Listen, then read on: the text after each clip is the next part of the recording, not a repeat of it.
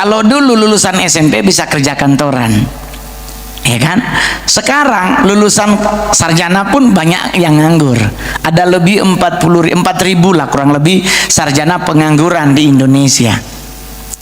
Otomatis dengan saya masuk ke dunia artis, saya berusaha semaksimal mungkin. Saya tidak putus karir saya di dunia artis cuman 1-2 tahun. Karena banyak artis yang muncul tahu-tahu hilang, itu.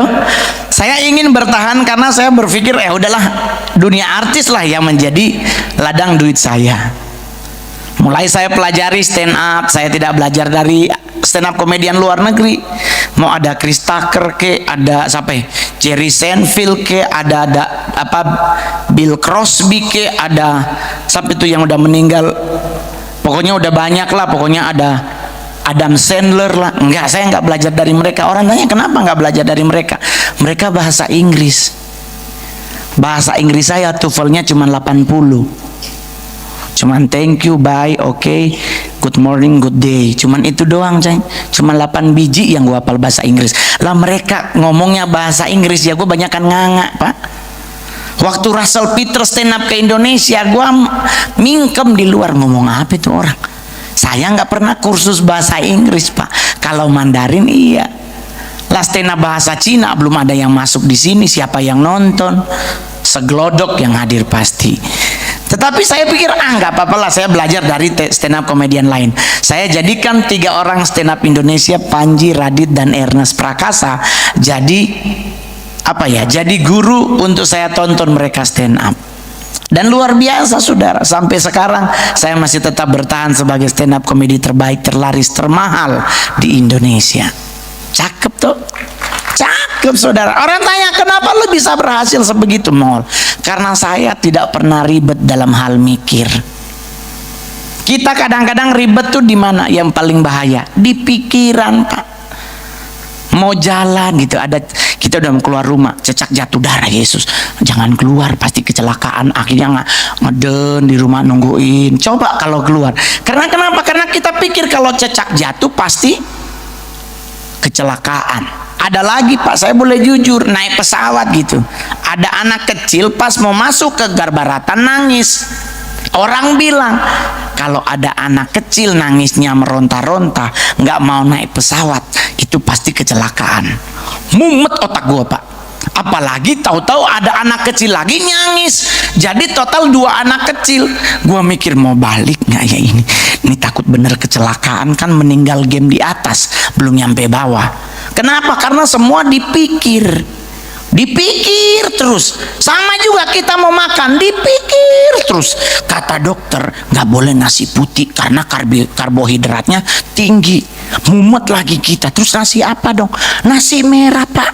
Hah? Kan mahal. Ternyata setelah saya pikir-pikir, Pak, nasi putih nggak boleh, disuruh makan nasi merah. Padahal kan lebih enak nasi kuning, Pak. Iya enggak? Jadi kenapa kita jadi ribet, Pak, ngadepin hidup? Sekarang juga begitu. Kita sakit gigi, kita apa? Selalu yang dipikirin siapa yang lakuin? Setan, Pak. Yang karismatik tingkat sebelahan sama malaikat, ketemu pohon gede aja didoain loh, Pak. Karena katanya ada penunggunya. Kan kita bingung, gua kan mumet. Siapa yang nunggu ya? Nah, pohon ditanam ya, kalaupun ada yang nunggu, kenapa kita yang ribet gitu loh, Pak? Ya kalau kita ribet ya ikut ganti nunggu kayak gitu. Yang nunggu itu suruh pulang mandi, terus kita suruh nangkring di situ. Kenapa kita jadi ribet? Karena pikiran kita yang membuat kita ribet, Pak. Pasangan hidup, lu sionya apa? Gua sionya babi. Nah lu naga. Aduh kayaknya cocok banget nih.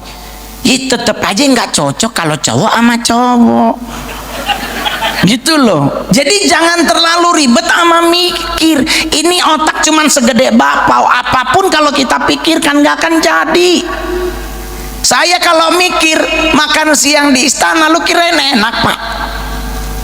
Diundang, Pak, nanti kita makan siang di Istana Negara. Pasti sumpah demi Tuhan gua senengnya minta ampun, Pak. Makan di istana, pasti berasnya nggak mungkin 9.000 per kilo. Ayamnya pasti baru habis dipotong baru masak, bukan yang udah 6 jam di pasar baru kita belanjain. Otomatis menghadapi seperti itu ya gue bahagia, rela nggak sarapan, Pak. demi biar lapar makan di istana bisa nambah. Ternyata realitanya nggak begitu, Pak. Presiden yang ngambil setengah centong, siapa yang berani ngambil 2 centong? Orang yang tuan rumah dia, Pak, dia ngambil setengah centong, kita langsung, ya ampun Tuhan, gua udah nggak sarapan kira. Terus belakang nanya berapa ngol, setengah centong. Hah? Semua nggak? Hah? Kenapa? Ternyata yang diundang nggak sarapan, Pak, karena mau ngarepin makan di istana. Premium rice, beras mungkin 23.000 per kilo. Terus santai aja. Presiden ngambil sup, kita ngambil sup. Dia ngambil bakwan, kita ngambil bakwan. Dia ngambil ini, kita ngambil itu. Semua pas duduk ada pada, ya Allah Tuhan, semua sama. Orang nanya kenapa nggak yang ngambil yang lain, Pak? Di sebelah sana memang ada ayam bakar madu, ada apa itu, ikan bawal yang ngangak begitu itu loh, Pak, yang kayak penari balet. Ada, Pak, potongannya. Cuman kan ada pas pampres. Dan pas pampresnya megang AK-47, Pak. Siapa yang mau ngambil? Lah, kuncinya udah dikokang. Tinggal usah ditembak, digaplok juga meninggal, Pak, kaminya. Otomatis kalau saya mikir nggak akan pernah jadi, Pak. Tapi ya udahlah, kita keluar dari istana boleh jujur-jujuran, kita mampir di Sarina loh, Pak, makan. Karena masih lapar. Belum lagi etika ngunyah. Ya Allah, Bapak di sorga, kita anak kampung di bawah pohon jadi mangap. Ini di istana ngunyahnya nggak 10 kali, Pak. Kalau presidennya masih ngunyah, ya kita tetap ngunyah. Ya dia nelen, kita nelen. Lah saya orang kampung 7 kali ngunyah, gua telen. Dia presiden ngunyah. Kita bingung, Kak, mau nyendok nggak enak gitu. Aduh gimana nih? Ya udah terpaksa ngunyah sekalipun kosong. Jujur aja, orang tanya, kenapa kita jadi ribet? Karena kita ribet sama pikiran. Saya pernah khotbah di gereja GSJS ini tentang Roma 12 ayat 3. Tuhan bilang, janganlah pernah memikirkan hal-hal yang lebih tinggi daripada yang patut kamu pikirkan. Ada tuh, janganlah kamu memikirkan hal-hal yang lebih tinggi daripada yang patut kamu pikirkan, tetapi hendaklah kamu berpikir begitu rupa sehingga kamu menguasai diri menurut ukuran iman yang dikaruniakan Allah kepada kamu masing-masing. Kagak usah mikir, Pak. Amak saya lari dari Cina, Pak, nggak kepikiran naik pesawat, yang penting selamat. Nyampe Indonesia ternyata lagi perang, Pak. Dia lagi buang air, Pak, di kali, tahu-tahu bom jatuh. Nggak mikir cebok, Pak. Dia mikirnya yang penting gua selamat dulu. Ini kalau dia cebok, takutnya ada tentara Belanda juga meninggal dia. Jadi saya nanya, terus gimana? Yudi lari aja dulu, ntar cari daun pisang. Orang zaman dulu nggak mikir loh, Pak, mau pakai daun apa, yang penting bersih. Lah kita sekarang mau ngasih toilet paper, ngeluh, tipis banget sih. Ya lo mau tebel daun pisang, Pak. Saya udah pernah nyoba daun pisang, bener tebel loh, percaya sama Mongol. Cuman setebel apapun kan percuma, pasti koyak, Pak. Karena saya pernah ikut pramuka, buang airnya ngelap pakai daun pisang 5 lembar, Pak, robek, Pak. Gua tambah lagi tetap robek sampai 23, Pak. Dan pasti kena tangan, kena jari loh. Dan cuman orang Indonesia yo, orang bule langsung cuci, kita dicium. Bener kan? Ini kan jorok, Pak. Tapi mau gimana, itu realitanya negara kita kok. Jadi kita ribet sama apa? Apa yang di pikiran kita, Pak.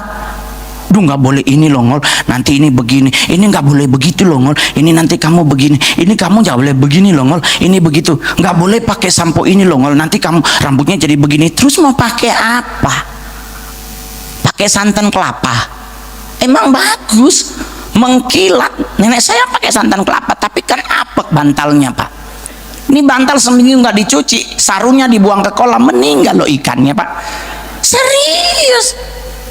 Terus kita semua nggak boleh. Kenapa? Karena kita mikir. Orang zaman dulu hidup mereka tuh dijalanin, nggak mereka mikir. Orang lagi perang makan gelap-gelapan, nggak ada mikir harus pakai ini ya, cuci tangan pakai Dettol warna kuning karena 99,9 kumannya mati. Dulu nggak ada Pak, ada cap tangan 6 bulan nggak tipis-tipis. Mereka nggak ribet Pak, zaman dulu cuci sikat gigi Pak, ya Allah pakai bata Pak.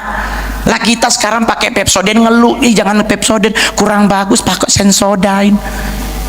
Ribet. Zaman dulu nggak ada Pak, mereka menyuci tangan aja cuman pakai air, nggak ada sabun-sabunan Pak. Lah kita sekarang jerawat satu langsung dokter kulit, sedikit ini segini langsung kenal, karena kita ribet sama pikiran. Jadi Bapak Ibu yang hadir hari ini nggak usah ribet sama pikiran. Kedatangan Tuhan itu ya dan amin, tapi kapan waktunya nggak ada yang tahu. Jangan percaya di sono sebelah, oh ini nanti Yesus akan datang segini, nggak usah tahu. Ada yang ngomong begitu, samperin orangnya. Emang saudara nama Bunda Maria? Kok bisa tahu banget Tuhan datang kapan? Jadi nyantai. Saya juga santai, hidup saya nggak mau ribet Pak. Saya setiap hari terbang loh Pak. Kalau mikir Pak, nggak jadi naik pesawat Pak. Naik kelapa paling patah lah ya itu. Li kalau naik pesawat Pak 35.000 ketinggian, lu ngelihat ke bawah ya Allah nggak kelihatan. Terus kita harus ribet mikir, nggak naik pesawat Pak, gembel jadinya saya. Tapi kenapa saya berani? Karena saya naik pesawat nggak mikir. Saya naik pesawat bayar tiket bukan mikir.